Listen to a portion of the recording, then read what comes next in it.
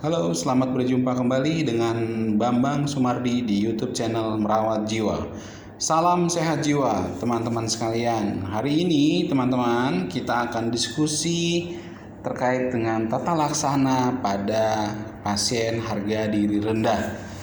Luar biasa sekali bisa berdiskusi dengan teman-teman. Hari ini kita akan bahas inti dari permasalahan di gangguan kesehatan jiwa, yaitu bagaimana seseorang memandang diri secara utuh, memandang diri secara proporsional.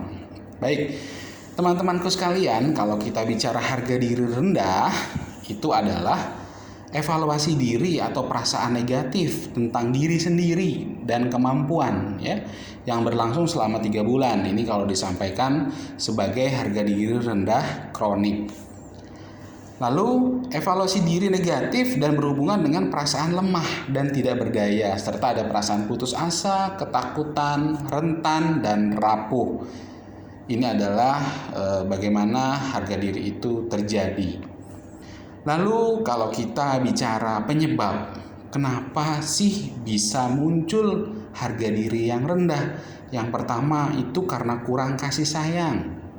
Ya, karena kurang kasih sayang, kurang perhatian, ya, menjadikan individu tidak memiliki kepercayaan diri dan tidak merasa dibutuhkan. Sering mengalami kegagalan, kurang penghargaan dari orang lain, sering diejek atau dikucilkan. Kenyataan tidak sesuai dengan harapan dan ada ketergantungan dengan orang lain. Baik, teman-temanku sekalian, kita akan bicara tanda dan gejalanya. Tanda dan gejala subjektif, yaitu biasanya pasien itu selalu mengatakan dirinya negatif atau mengkritik diri terus-terusan gitu ya. Lalu merasa diri tidak berarti, ada perasaan malu ya. Lalu pasien juga mengungkapkan tidak mampu melakukan apapun serta tidak memiliki kelebihan ya. Lalu objektifnya apa yang bisa kita temukan? Yang pertama, jalannya menunduk, postur tubuh membungkuk, kontak matanya kurang, ya. Itu adalah tanda dan gejala subjektif dan objektif. Selanjutnya, kita akan berpindah diagnosis medis terkait dengan harga diri rendah, ya. Yang pertama itu adalah skizofrenia.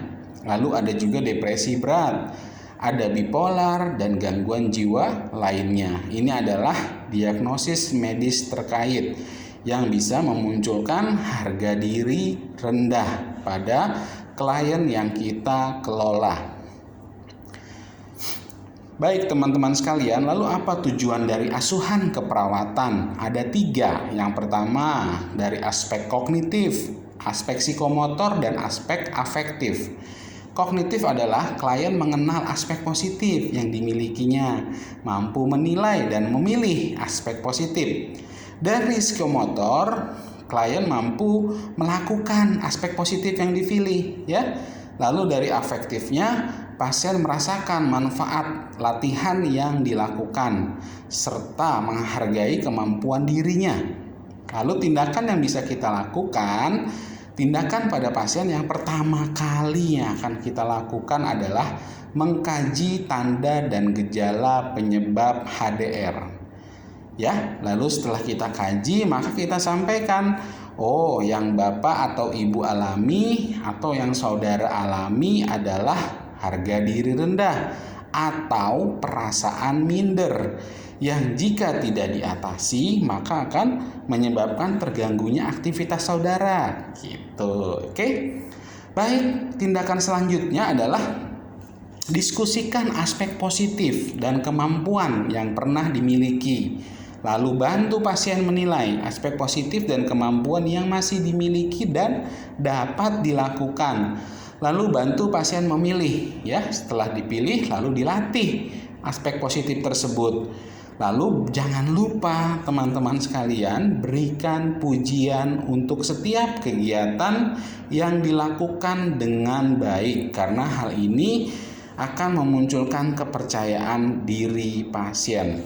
Lalu selanjutnya adalah fasilitasi pasien kita untuk bercerita tentang keberhasilannya. Itu ya. Lalu bantu pasien kita untuk membuat jadwal latihan.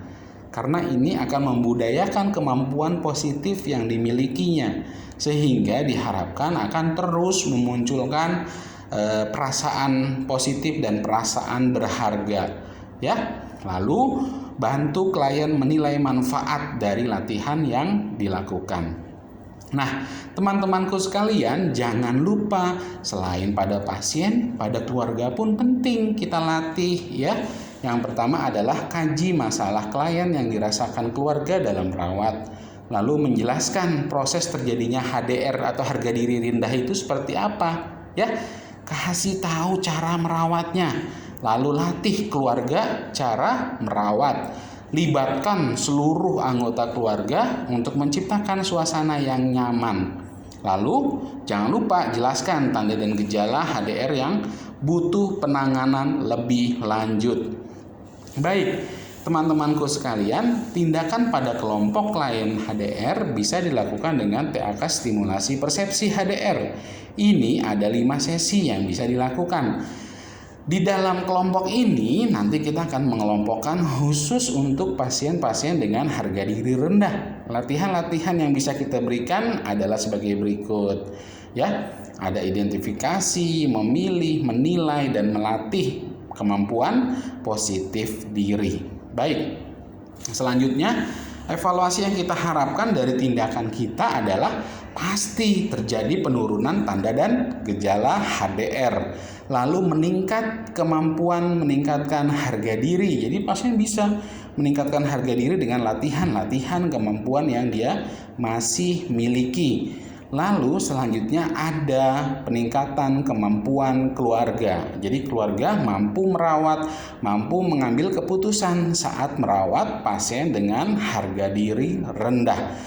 Baik, itu terima kasih teman-teman sekalian. Salam merawat jiwa. Diskusi kita kali ini terkait harga diri rendah. Kita semua bisa, kita semua mampu, dan kita semua akan bermanfaat untuk orang lain dan untuk keluarga dan diri sendiri. Salam sehat jiwa, salam merawat jiwa.